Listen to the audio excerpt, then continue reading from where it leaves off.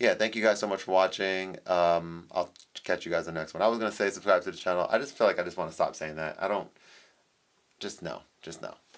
Have a good one. Take it easy. Peace. Yo, what's up guys? Khordmaster here. If you follow this channel, you probably know I do a lot of stuff with Teenage Engineering, mobile gear, and my iPad for beat making.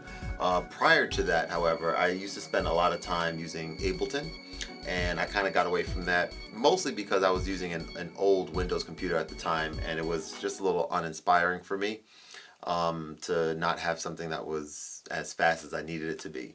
Since then, I've upgraded to the new Mac Studio, and so what I want to do today is unbox this thing. Alright, so I went ahead and purchased a Novation Launchkey 49. That's the key size that I settled on, and I'm excited to get this connected and have it sitting right here and see if using this keyboard that's meant to be used with Ableton will spark some different new creativity. So I'm excited to get started. Let me get this thing opened up right now.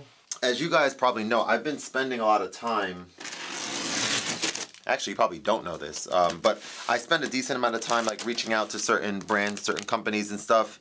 And sometimes it's just better to buy equipment rather than waiting for maybe not even the main keyboard that you want for whatever it is that you're going to be doing, or main object or item that you want. And then there's strings attached a lot of the time with these brand partnerships and stuff like that.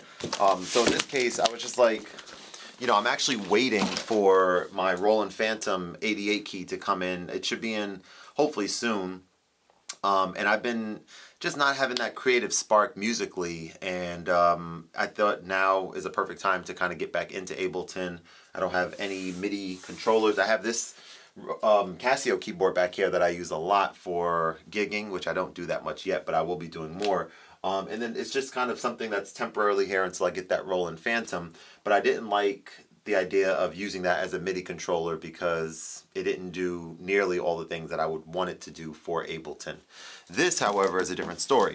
I should also mention that this company just came out with a 88 key version of this keyboard that I am quite interested in and curious about, and I would consider, you know, that. I think that comes out in August, if I'm not mistaken. They just responded to my tweet.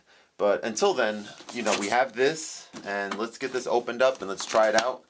Let's see how the keys feel. Let's see how this feels plugging in to Ableton and kind of get some music going straight away. I don't know, this is not even like a unboxing video similar to what you guys see on some other channels where they're doing the top down and all that.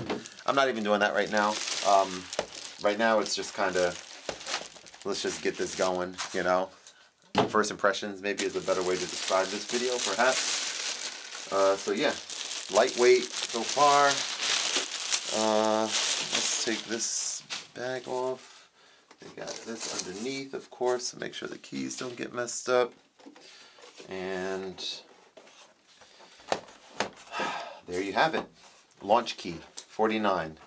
I love the size of the key bed size. 49 keys, I think, might be dope for a desk.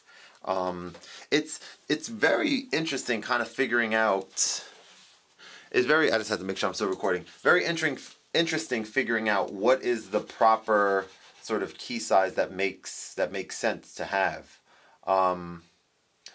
For the key, you know, having full-on 88 keys is going to take up a lot more space, but it's going to allow me to do a lot more things. But 49 key, I think, is a really good size for the stuff that I probably would be doing on something like Ableton.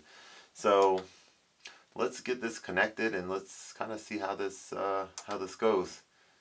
I'm still trying to figure out the optimal speaker layout here on my desk. And perhaps let me actually change the camera angle maybe a little bit so you have to see what I'm doing here. Alright, so we'll rock with this angle now.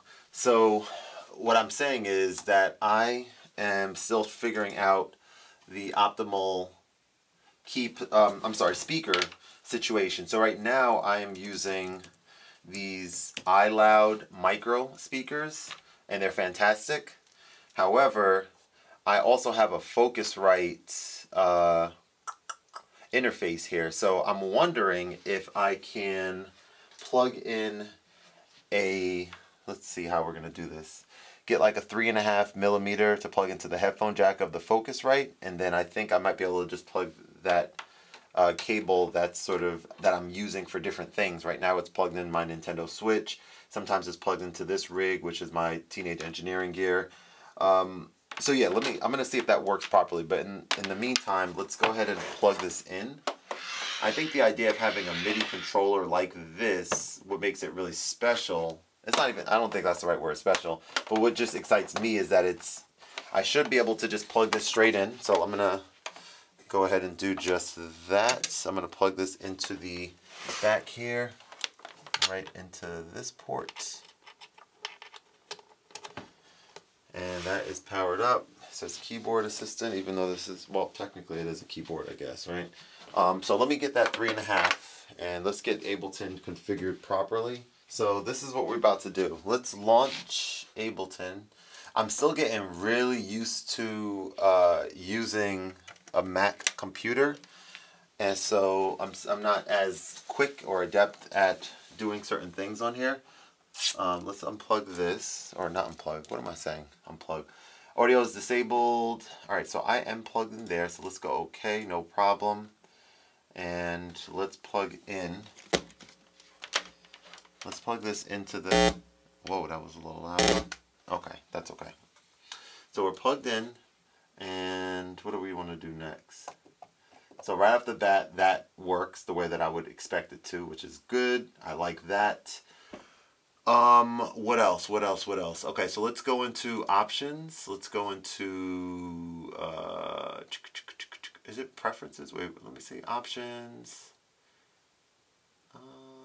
Preferences. Yeah, okay. Audio.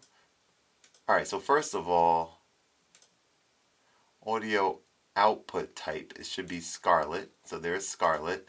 Now, I'm thinking, be able to just change the volume on the Scarlett in order to get something out of my speaker here because it's going in the headphone jack. So let's see if indeed that's what happens by going into drums. There we go. Cool.